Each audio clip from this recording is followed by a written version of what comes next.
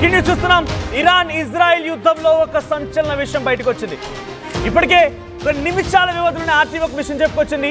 Russia అధ్యక్షుడు Ali ఖమేనీతో మాట్లాడుకొచ్చారు. ఇరాన్ సుప్రీం లీడర్ అలీ ఖమేనీతో మాట్లాడుకొచ్చారు. అమెరికాతో ఆయన సంప్రదింపులు జరిపి వెంటనే ఇటు అలీ ఖమేనీతో మాట్లాడిన నేపథ్యంలో నీ ప్రాణాలు ప్రమాదంలో ఉన్నాయి, నువ్వు కనుక ఇప్పుడు నెగోషియేషన్కి వెళ్ళకపోతే నీ ప్రాణాలే పోతాయన్నట్టుగా రష్యా అధ్యక్షుడు పుతిన్ అటు ఇరాన్ అధ్యక్షుడు అలీ ఖమేనీతో మాట్లాడి తెలుస్తోంది. ఈ నేపథ్యంలోనే ఒక్కసారిగా ఆయన అక్కడి నుంచి బంకర్లోకి వెళ్ళిపోయి ఇక్కడ చూడండి. Iran supreme leader Khamenei family Khamenei in bunker in northeastern Tehran. Israel did not kill him Friday to give him a chance to heal. ఇవన్నీ కూడా చూస్తున్నారు కదా, ఇంటర్నేషనల్ వార్తా కథనాలకు సంబంధించినటువంటి వార్తని మీకు ఆర్టీవీ చూపించే ప్రయత్నం చేస్తారు. చాలా పక్కా అథెంటిక్ ఇన్ఫర్మేషన్ని మీకు ఆర్టీవీ అందించే ప్రయత్నం చేస్తోంది. So Khamenei and his family hiding in a bunker north of Tehran, sources say. So ఇది వచ్చిన వార్త. So supreme leader Ali Khamenei బంకర్లో దాక్కున్నారట. భార్య పిల్లలతో కలిసి సేఫ్ జోన్కి బంకర్లోకి వెళ్ళిపోయారు. ఆయన ఏ క్షణమైనా ఇజ్రాయెల్ నాపై దాడి చేసే అవకాశం ఉంది, నన్ను చంపేసే అవకాశం ఉందని చెప్పి పసిగట్టిన ఆయన వెంటనే బంకర్లోకి వెళ్ళిపోయారు. తన ప్రాణాన్ని కాపాడుకునేందుకు బంకర్లో తలదాచుకుంటున్నారు. రష్యా అధ్యక్షుడి phone call Israel targets. Israel కూడా ఏం చెప్తోంది, ఆపరేషన్ రైజింగ్ లయన్, ఎట్టి పరిస్థితుల్లో ఊరుకోమిక, చావో రేవో తేల్చుకుంటాం, అలీ ఖమేనీ అంతు చూస్తామనే మాటని బహిరంగంగానే నెతన్యాహు మాట్లాడుతున్నారు. సో ఇవన్నీ విన్నటువంటి అలీ ఖమేనీ అచేతన స్థితిలో అధైర్య చెంతుడైపోయి చాలా ఇబ్బందులు పడుతూ ఆయన బంకర్లో దాక్కున్నారు. కారణం 250 మంది ఇప్పటికే ఇరాన్లో దుర్మరణం పాలయ్యారు. దాంట్లో 10 మంది ఆర్మీ చీఫ్, ఎయిర్ ఫోర్స్ చీఫ్తో సహా 10 మంది సైంటిస్టులు కూడా ఉన్నారు. ఇక మరి ముఖ్యంగా 10ల సంఖ్యలో వింగ్ కమాండర్ ఉన్నారు. ఆయనకు ముఖ్య సలహాదారుడుటువంటి అలీ షమ్ఖానీ కూడా మరణించారు. దీంతో ఏం చేయాలో దిక్కుతోచినటువంటి పరిస్థితుల్లో, అచేతనమైనటువంటి స్థితిలో ఇక ఆలోచన చెప్పుకునేవారు కాదు, కనీసం తనతో అనుమానాలను పంచుకునేవారు, ఆలోచన చేసేవారు, ఒక వ్యూహరచన చేసేవారు, తన స్థైర్యాన్ని ధైర్యాన్ని పెంచేవారు ఎవరూ కూడా లేరు. దీంతో ఏం చేయాలో దిక్కుతోచక ఇక ఆమెను వెళ్ళిపోయి బంకర్ను తలదాచుకున్నారు. Iran army headquarters, nuclear plants అన్నింటి కూడా ఇజ్రాయెల్ టార్గెట్ చేసి దాడులు కొనసాగించింది. ఆయిల్ రిఫైనరీ ప్లాంట్స్ కు టార్గెట్ చేసింది. తెహరాన్, నటన్జా, తబ్రీజ్ ప్రాంతాల్లో దాడి చేసింది ఇజ్రాయెల్. సో ఈ నేపథ్యంలో ఇరాన్ పూర్తిగా అచేతనమైన స్థితిలో నెట్టవేయబడింది. ఆయిల్ రిఫైనరీ ప్లాంట్స్ ధ్వంసం చేయడంతో కనీసం ఎయిర్ ఫైటర్ జెట్స్ కోసం ఆయిల్ కూడా లేకుండా పోయింది. ఫైటర్ జెట్స్ని కూడా వినియోగించలేకపోతోంది.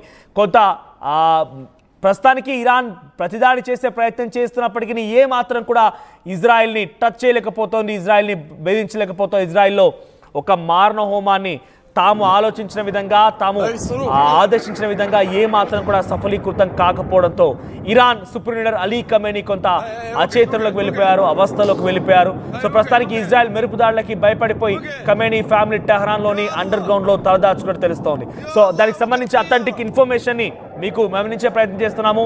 సో ఇంటర్నేషనల్ మీడియా కథనాల ఆధారితంగా మీకు ఈ వార్తను ప్రచురించే ప్రయత్నం చేస్తున్నాము. పక్కాగా అలీ ఖమేనీ అండర్ గ్రౌండ్లో దాచుకున్నట్టు తెలుస్తోంది. మరిన్ని అప్డేట్స్తో సచిన్ సిద్ధంగా ఉన్నారు. సచిన్, సో ఏకంగా అలీ ఖమేనీ తలదాచుకున్నారు, బంకర్లోకి వెళ్ళిపోయి ఆయన భయపడిపోతున్నారు, కుటుంబంతో సహా తలదాచుకున్నారు, కుటుంబంతో సహా ఆయన బంకర్లోకి పారిపోయినట్టు తెలుస్తోంది. అప్డేట్స్ ఏంటి?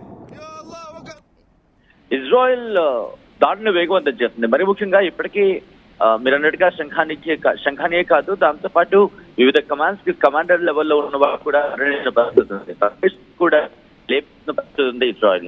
సో ఈ నేపథ్యంలోని నిన్న కూడా ఇజ్రాయెల్ ఎయిర్ ఫోర్స్ కీలకమైన స్టేట్మెంట్ ఇవ్వడం జరిగింది.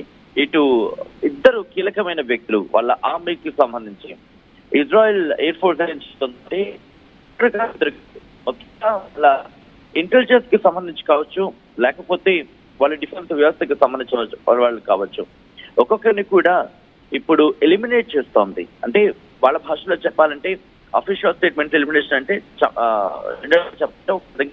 వాళ్ళు చంపుతున్నారు. సో సంబంధించి ఇజ్రాయెల్ నిన్న రాత్రి కూడా నిన్న చేసిన దాడుల్లో కూడా ఇద్దరిని చంపేస్తుందని చెప్పుకొచ్చింది. ఆ పేర్లను కూడా చెప్పుకొచ్చింది. ఆ ఇద్దరు కూడా చాలా కీలకమైన వ్యక్తులు అంటూ కూడా ఇజ్రాయెల్ చెప్పడం ప్రస్తుతం అక్కడ పరిస్థితిని అర్థం పడుతోంది. ఒకరి కాదు, ఇద్దరు కాదు, ఒకరి తర్వాత ఒకరిని అక్కడ లేపుతున్న పక్షంలోనే నిన్న తీవ్రతరం చేసిన సందర్భంలో ఇటు Iran supreme leader Ayatollah Ali Khamenei ఇంటికి సంబంధించి చుట్టుపక్కల కూడా దాడులను తీవ్రతరం చేస్తుంది. దీంతో ఇటు ఖమేనీయే కాదు, ఖమేనీ కుటుంబం దాదాపు మంది కుటుంబం వెళ్ళిపోయారు. కొన్ని సందర్భంలో ఆయన రష్యాకి వెళ్ళిపోయారు అంటే కూడా చర్చ జరుగుతోంది.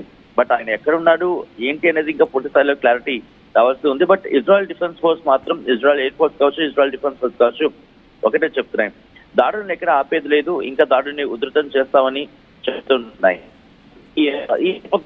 అలీ ఖమేనీతో పాటు అలీ ఖమేనీకి సంబంధించి కీలక సలహాదారులుగా ఉన్న వ్యక్తులు మరణించారు, దాంతోపాటు కీలక కమాండర్లు మరణించారు. ఇక్కడ దీని అందరి కారణం ఏంటంటే 15వ తారీఖు అంటే నిన్న చర్చలు జరగాల్సి ఉంది.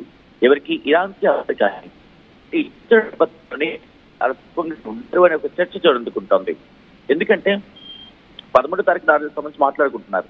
ఆ దాడుల నేపథ్యంలోనే వీళ్ళు బంకర్లోకి దాక్కోవాల్సిన వ్యక్తులు, బంకర్లో సేపుకోవాల్సిన వ్యక్తులు ఆ టైంని అడ్వాంటేజ్ అంటే అమెరికా చర్చలు ఉన్నాయి కాబట్టి ఒక రోజు గ్యాప్ ఉంది కాబట్టి వీళ్ళు కాస్త అలసత్వం ఉన్నారు అనే ఒక చర్చ అయితే ఉంది. సో ఈ గ్యాప్ ని దీన్ని అడ్వాంటేజ్ గా తీసుకుంది. ఇప్పుడు వీళ్ళు అలసత్వంగా ఉంటారు కాబట్టి వీళ్ళని కొట్టిపడేయచ్చు అని చెప్పి ఈ నేపథ్యంలో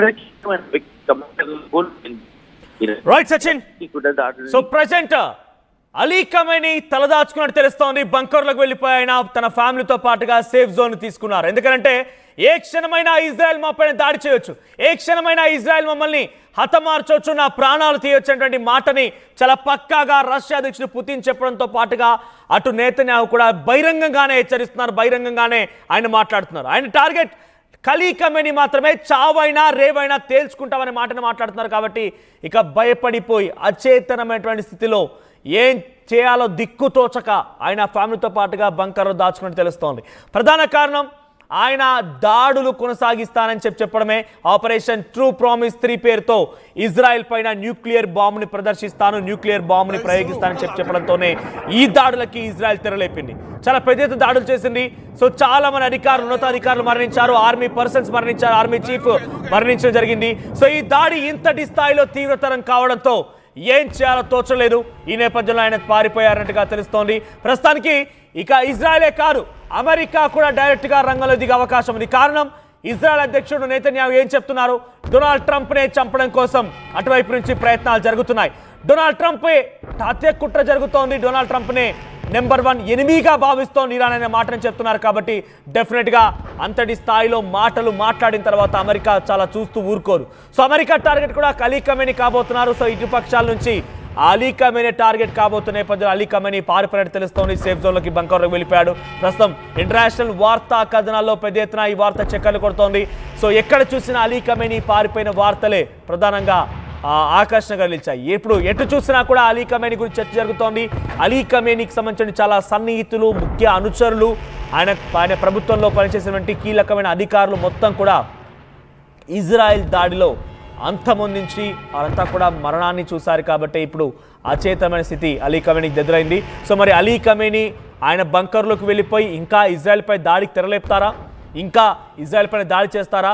సో ఇజ్రాయెల్ ఏమంటోంది? ప్రతీకార దాడి అంటోంది. మీరు దాడి చేస్తే మేము చేస్తాం, మీరు సివిలియన్స్ టార్గెట్గా దాడులు చేస్తే మేము ఏకంగా అలీ ఖమేనీ టార్గెట్గా దాడులు చేస్తాం, మీరు దాడులు ఆపండి, నేను దాడులు ఆపుతానంటున్నారు. ప్రస్తుతానికి అలీ ఖమేనీ పారిపోయి బంకర్లో దాక్కున్నారు. మరి ఇరాన్ ఆర్మీ అయినా ఈ దాడులను ఆపుతుందా, ఇంకా క్షిపణులు ఇజ్రాయెల్ వైపుగా పంపించడం ఆపేస్తుందా చూడాల్సిన అవసరం అయితే. నిజంగా జరిగితే కనుక ఈరోజు జరిగినటువంటి కెనడా G7 సమిట్లో ఈ యొక్క యుద్ధానికి ముగింపు పరికే అవకాశం ఉంది. యుద్ధానికి కొంత ఫుల్ స్టాప్ పెట్టే అవకాశం ఉంది, తాత్కాలికంగా విరమణ తీసుకునే అవకాశం ఉంది. చూద్దాం మరి ఏం జరుగుద్దో. Bridging the gap between the textbook and the industry through innovation. KLH deemed to be university. Telugu News ki fastest app. ఇప్పుడు totally new అవతారంలో just 5 seconds లో complete news. సోషల్ మీడియాలో ట్రెండ్స్ కి one stop solution. Live TV app, voice search option తో ఇప్పుడే download చేయండి లేదా update అయిపోండి. యాప్ లింక్ డిస్క్రిప్షన్ లో ఉంది.